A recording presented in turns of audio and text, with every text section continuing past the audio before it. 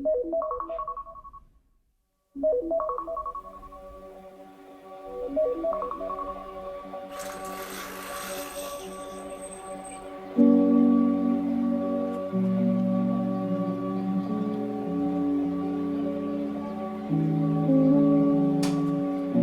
always thought about building a routine that would stay with me for years. Every day starts the same way. You wake up, brush your teeth, exercise, eat, work, and repeat. Having a routine is comforting, it does its job, but then it all starts to feel like muscle memory where you don't need to think about it at all. We want to preserve our time and hold on to it and do more, achieve more, but at one point, life starts moving on autopilot. I wanted something that made time move slower and make me feel more present and intentional about life and the things I was doing and thinking.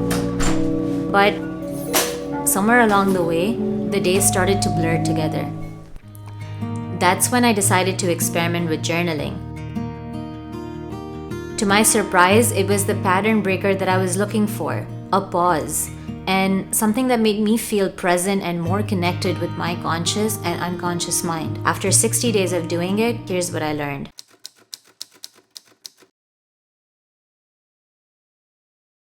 Before I go into the lessons, I quickly want to touch upon what my approach was. I started this experiment with a journal and a pen. I wanted to keep it old school so I could just create a distraction-free zone for myself. And for 30 days, I decided I would write one page back and front, nothing less, nothing more. And the reason I chose this approach was that I wanted to remove the decision paralysis component from writing. Every day I would show up, I would know exactly how much I wanted to write. And this was because I wanted to create a habit around journaling because it clearly worked for so many other people. And then after 30 days, I would evaluate this approach and then change it or keep it the same for the next 30. I did change it after 30 days.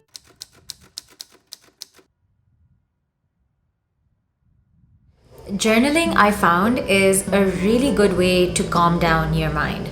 So ever since I moved to Canada, I realized that I was more prone to stress and anxiety. There could be a number of reasons why that happened because it was a really big change in my life, but at times I was having trouble containing and controlling my thoughts. It would just swirl in my mind and there was so much activity going on in my head that it was very difficult for me to relax and just calm down a little bit. I did find ways to deal with it, mostly physical exercise, running or going to the gym, something like that. But it felt more like a temporary solution because when I was back and just doing my thing and wasn't really moving as much, those thoughts came back in my head. It would also then make me less productive, then I would feel bad about not being productive. It was just a vicious cycle.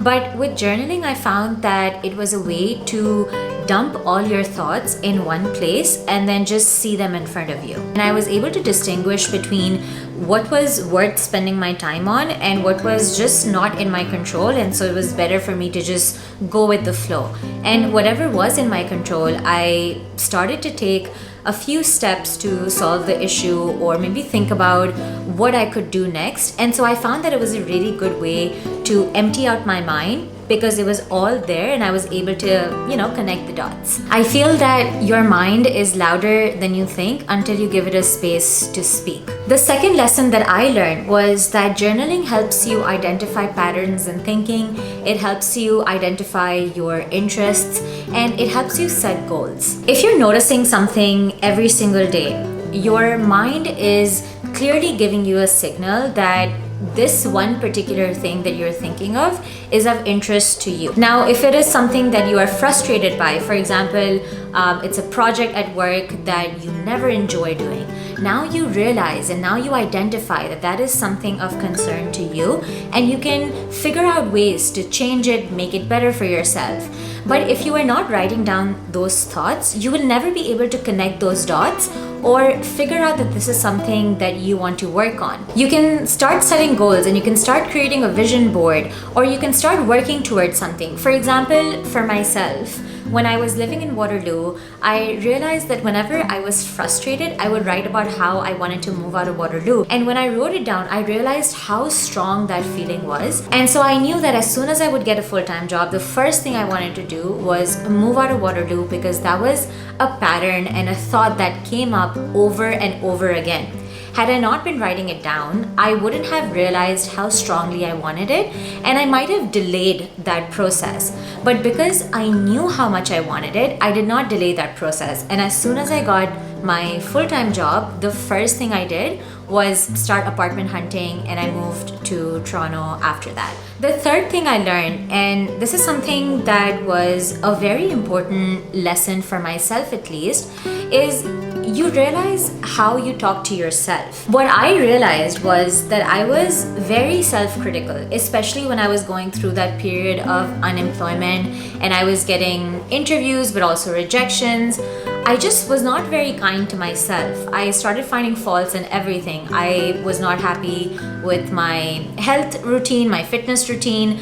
I wasn't happy with how much acne I had on my face. There were so many things. I was nitpicking every single thing. And there is no way that I would have talked to anybody else like that. And when I would make those journal entries, whenever I would read them through, I would be shocked at the tone I was using for myself. And I wasn't really happy with that because, like I said, there is no way I would have used that tone or that kind of negative self-talk with anybody else. So why would I do it for the closest relationship that I have? The things you say to yourself when you're alone, or the thoughts that you have, they really start shaping your life and they determine what your everyday will look like. When you have positive thoughts, when you believe in yourself, you notice that there is not just a change in attitude, but a change in your luck and things that happen to you.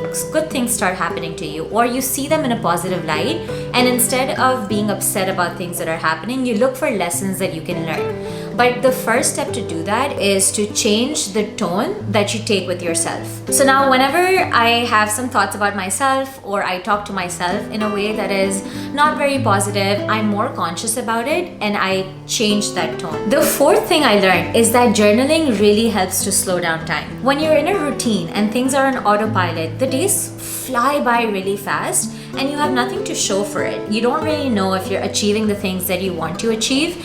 And I think journaling, like I mentioned in my intro, it gives you a pause and, a place to reflect on what your day was like, what you're doing, what you're not doing. And then when you go back after days, months, years have passed, you see that you really have achieved so much. And it gives you a timeline of your life, and you realize that time does go by slowly. It's not flying by, or at least you're capturing the essence and you're capturing the moments that are important to you and that shape you and things that you want to look back upon. The last lesson I learned was that if you journal regularly, your decision-making power increases. When you're making regular entries, you're basically creating a database for yourself about things that have happened in the past, how you approach that situation, and what were the results. Now, were the results favorable or not? If a similar situation happens in the future, you know what you did, what worked, what didn't work, and you can either take a similar approach or you can see how things have changed and if you might want to change your approach in a way. At least that was the case for me. Now, of course, I'm not perfect with making decisions, and I've also not captured every single moment because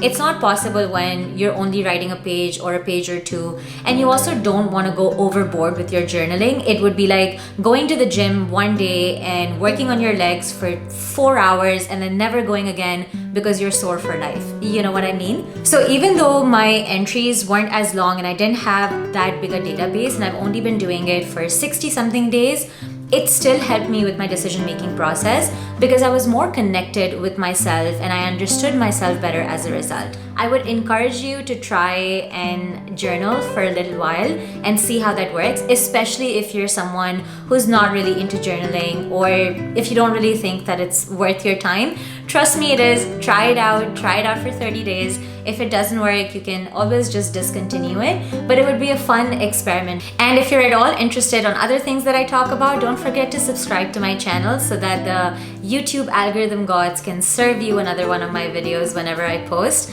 But thank you for spending your time with me, and I'll see you next time. Bye.